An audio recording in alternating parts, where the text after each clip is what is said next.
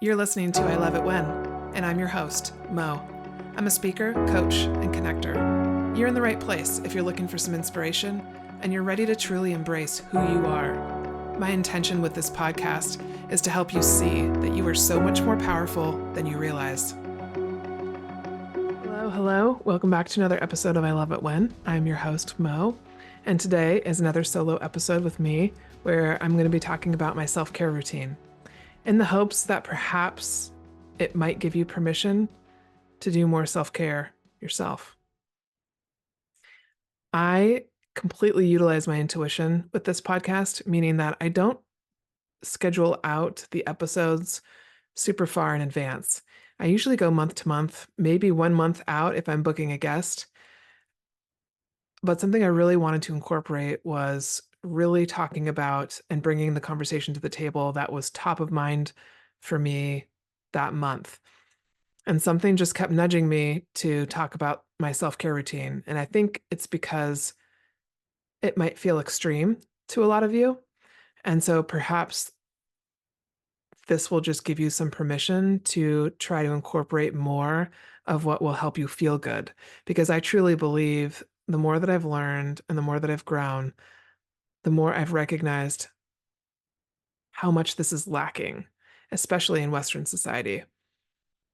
And when we don't take care of ourselves, we are not able to live our lives in a way that really is of service to our family, to our friends, to whatever work we do. It affects everyone. And I think we've been taught that to take care of ourselves is extremely selfish. And it's just not. It's actually not. It's a necessity. And so I wanted to share with you my top 12 self-care routines and habits. And I also wanted to start off the episode by sharing that I'm a reflector in human design. And so if you don't know anything about human design, I encourage you to Google it, look it up, check it out. There are a lot of different ways. There's free things you can do to find out what your design is. I think you just need to know your date of birth and the time you were born exactly, and then the city. And so you can plug that in and get your human design chart. There are 5 different types. There's reflectors, manifestors, generating manifestors, projectors, and then I know I'm leaving one out. So anyways, you can look those up and check them out. But I wanted to bring that up because reflectors are only represent, I think it's 1 to 2% of the world. And so personality assessments can only tell you so much about yourself, but what I love about them and what I've loved about them for myself specifically is that they've given me the words that I felt like I was missing to talk about myself. I did not know how to share about my intuition. I didn't even know like what words to use, how to describe it. I didn't know. And so the more that I've taken these assessments and just learned about myself, the better equipped I feel to share my opinions and thoughts in a ways that I feel like can communicate clearly to the people listening.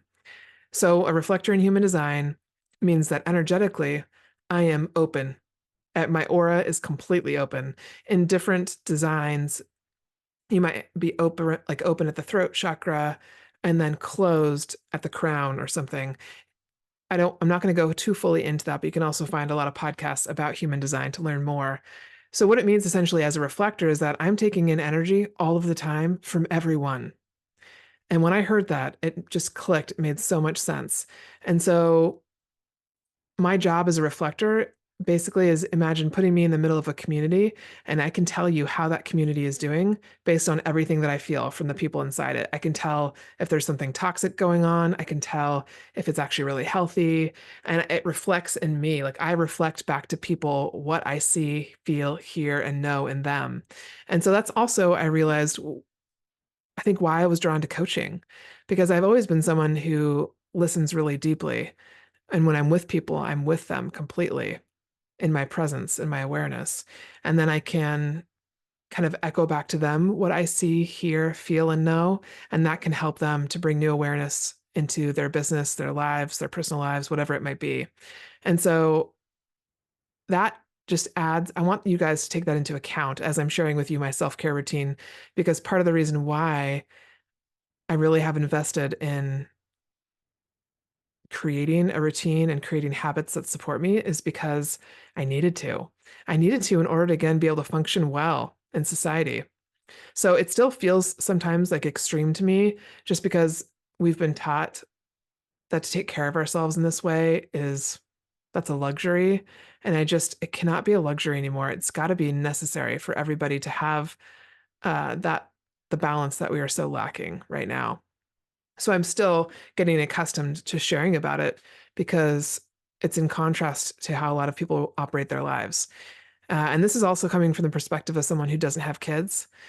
However, what I will say is that I think this is even more important for people who do have kids. I think making this a priority is not only just about taking care of yourself, but it's actually about taking care of your kids in the highest and best way possible. And that can't happen unless you're able to be your best self. So, first, I'm going to talk about some of the physical things that I do and habits that I've created. And then I'm going to talk a little bit about the energy aspect. So, some of the physical things I've done is that I meditate every day.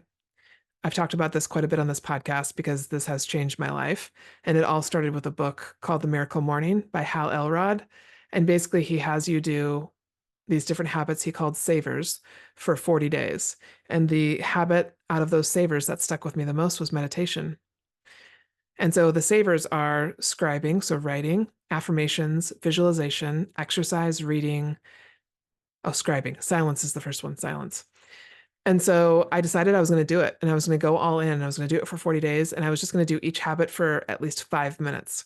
And so what I recognized was after about day 20, my body started having a physical response to meditation.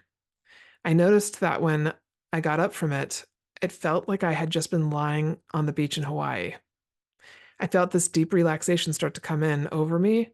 And then I noticed that that feeling would last for most of the day, about half the day at first. And then I started to meditate partway through the day in order to get me through the rest of the day. So it started to have an impact on how I was interacting with people, how I was responding to certain situations. I was able to regulate my emotions in a way so that when I had hard conversations, I could stay in the conversation instead of like almost losing myself in the emotion of it. So meditation is a must now, and I don't skip it. If I do skip it, I find myself doing it sometime other that day, or I'll do like two the next day because my body has definitely become accustomed to it and it really helps to regulate me. The second one is recorded affirmations. So a coach I had for a short while, his name's Derek Shank. He's in Boise, Idaho now. He's fabulous.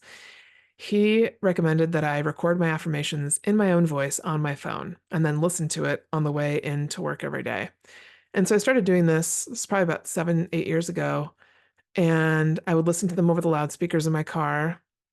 And it was a time when I was going through some really, like, I was in the middle of starting to stand in my power. And that meant there were certain people that were shifting out of my life. And it was really hard. I had a hard time letting go of people before. And so you can hear in that first set of affirmations, actually, there's a lot of emotion in my voice. But I was doing these affirmations for about a year, and I was in Hawaii around my birthday on the next year. And I looked in the mirror in the hotel room, and I remember I said something negative to myself about my body. And immediately I heard my own voice in my head say, "You are lovely." And I was like, oh my God, it worked. It worked. It was so cool and so crazy and such confirmation. So from then on out, I've always had different sets of affirmations recorded on my phone, and I will listen to the different ones. Like I have one that's specifically about money, one that's a rant that Abraham Hicks shared in one of her videos on YouTube.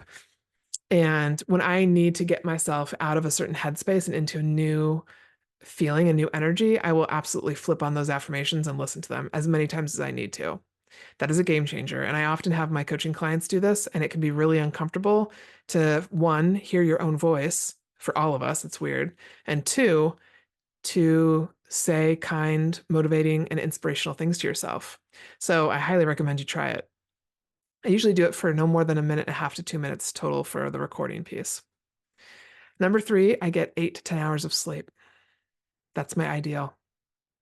So I recognized that previously I was not getting enough sleep. And I think also in recovering from burnout and all the energy work that I've done in the last 4 years, I've gotten lots of different energy healings. And with that come energetic upgrades, meaning that the more able I am to hold on to a higher level of energy, the more my energy is upgraded. And so sleep has been vital in order to get my body, my physical body, to acclimate to the new energy. If you have questions about that, please feel free to message me about it.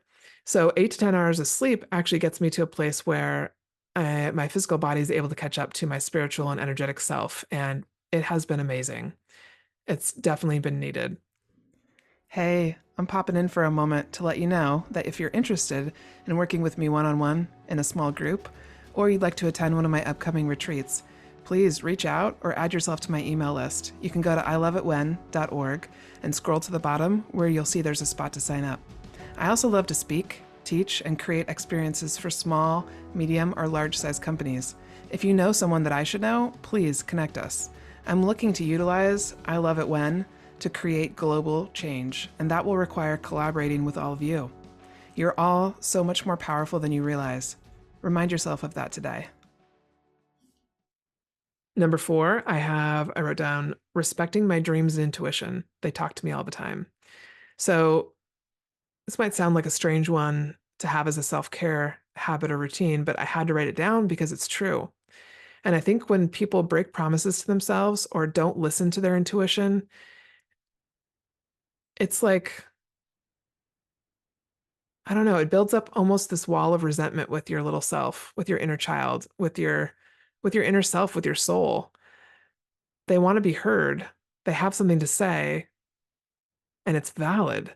And so having that and saying it's part of my self-care routine feels really right because it has brought me into alignment and it's really helped me to kind of relax into myself, if that makes sense. And the more I'm able to be myself, the better I feel. So it truly is self-care.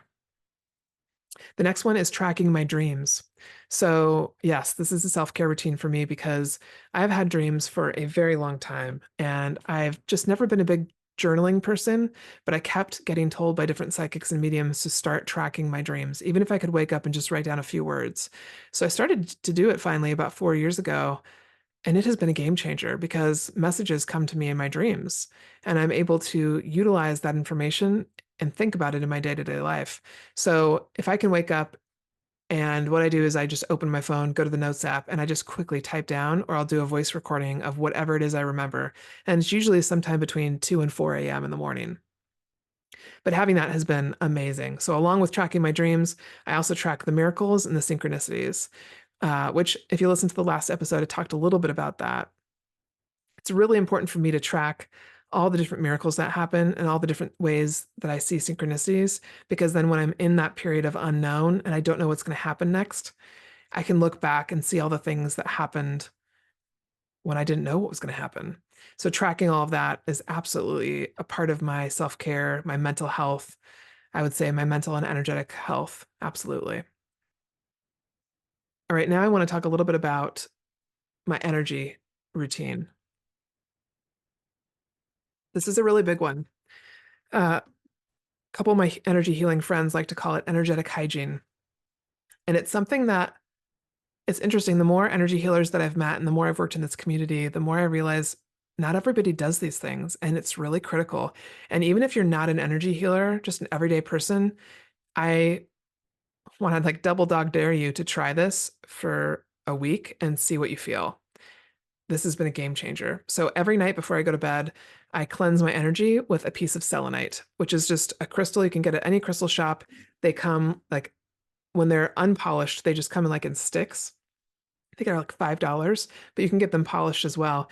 And then if you're watching here on YouTube, I'll show you the visualization is I just imagine wiping down my aura from the top of my head all the way down to my toes. Takes about 10 seconds. And I say, please clear my energy. Please clear any negative or stagnant energy from my aura. And then I incorporate another part of my mantra for my evening routine, has to do with my dreams because they happen so regularly.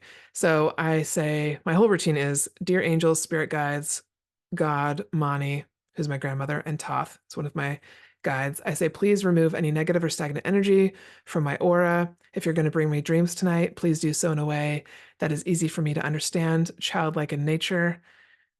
And that's the last thing I say, easy for me to understand, childlike in nature. And anything else I might want to add in if I want a specific message about something. So doing that has cleansed, like helps to cleanse off any extra energy that I've gathered throughout the day. So any person that you interact with, either over the phone, over computer, in person, at the grocery store, energy is mobile, right? Like we learned in the last episode, it can't be destroyed. It can only be transferred.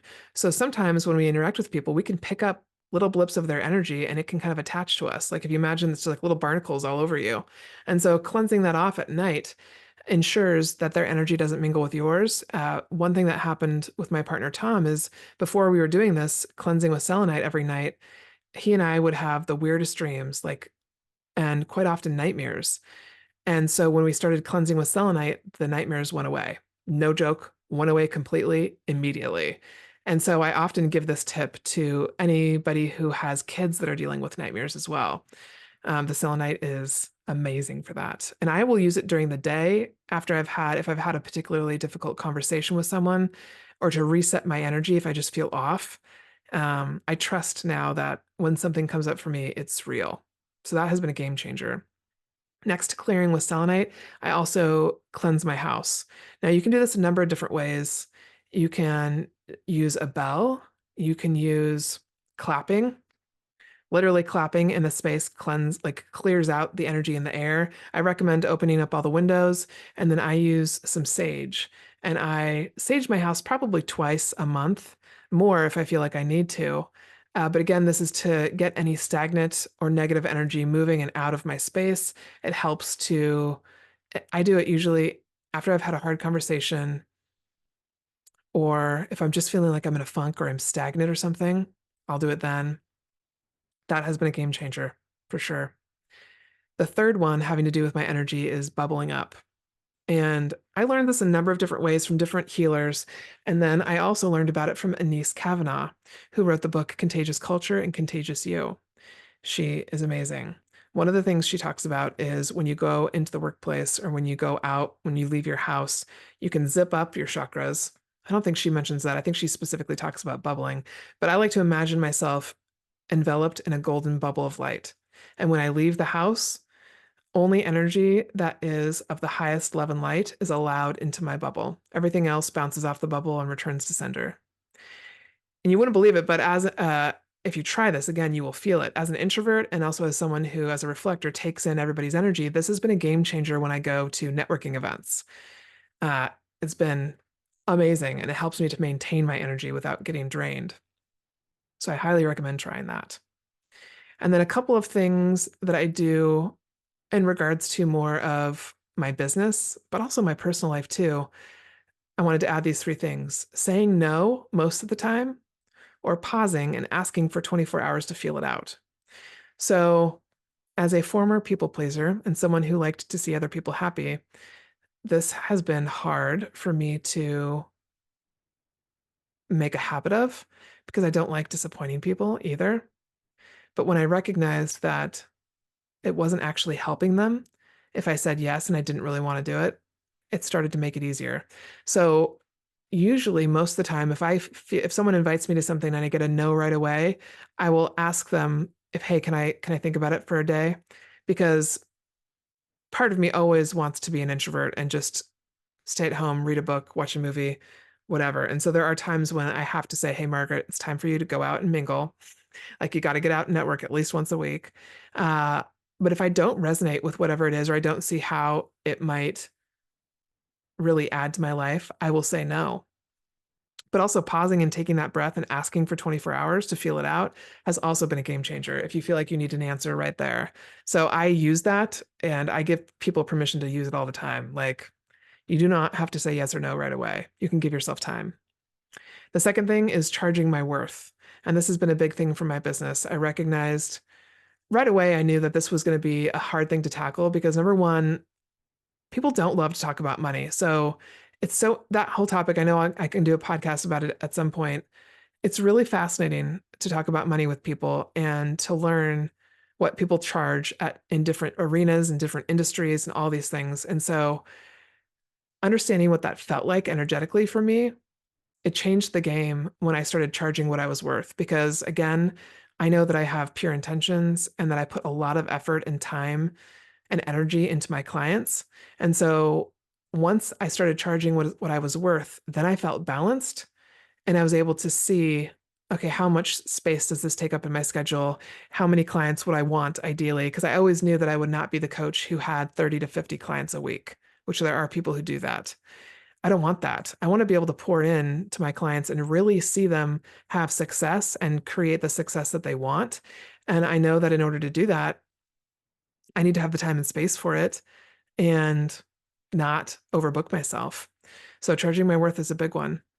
And then thirdly, creating a schedule for my work with intention.